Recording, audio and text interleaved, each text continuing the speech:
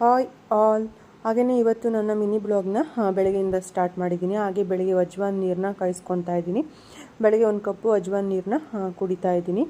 ಹಾಗೆಯೇ ಇವತ್ತು ತಿಂಡಿ ಎಲ್ಲ ಮುಗಿಸಿ ಹಾಗೆ ಲೇಖನೂ ಕೂಡ ಕ್ಲಾಸ್ಗೆಲ್ಲ ಕಳಿಸಿ ಆಯಿತು. ಹಾಗೆ ಸ್ವಲ್ಪ ಕ್ಲೀನಿಂಗ್ ಕೆಲಸ ಇತ್ತು. ಕ್ಲೀನಿಂಗ್ ಕೆಲಸನೂ ಕೂಡ ಮುಗಿಸ್ಕೊಂಡು ಆದಮೇಲೆ ಹಾಗೆ 4 ದಿನ ಮುಂಚೆನೇ ನಾನು ನಿಂಬೆಹಣ್ಣೆಲ್ಲ ಕೂದು ಉಪ್ಪಾಕಿ ಕರ್ಗಕ್ಕಿಟ್ಟಿದ್ದೆ. ಅದು ಕೂಡ ಚೆನ್ನಾಗಿ ಕರಗಿತ್ತು.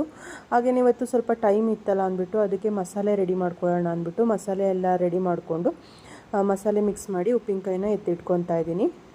ಹಾಗೆಯೇ ಇದು ಈ ರೀತಿ ಮಾಡೋದ್ರಿಂದ ತುಂಬ ದಿನವೇ ಬರುತ್ತೆ ನನಗೆ. ಹಾಗೆಯೇ ಹುಳ್ಳಿಕಾಳನ್ನ ಮೊಳಕೆ ಕಟ್ಟಿದ್ದೆ. ಅದು ಕೂಡ ತುಂಬ ಚೆನ್ನಾಗಿ ಮೊಳಕೆ ಬಂದಿತ್ತು. ಹಾಗೆ ಅದನ್ನು ಕೂಡ ಬಾಕ್ಸ್ಗೆ ಹಾಕಿ ಎತ್ತಿಟ್ಕೊತಾ ಇದ್ದೀನಿ.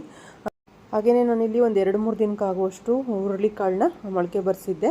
ಅದು ಕೂಡ ತುಂಬಾ ಚೆನ್ನಾಗಿ ಮೊಳಕೆ ಬಂದಿತ್ತು. ಅದನ್ನು ಕೂಡ ಈ ರೀತಿಯಾಗಿ ನಾನು ಸ್ಟೋರೇಜ್ ಮಾಡಿ ಎತ್ತಿಟ್ಕೊತೀನಿ.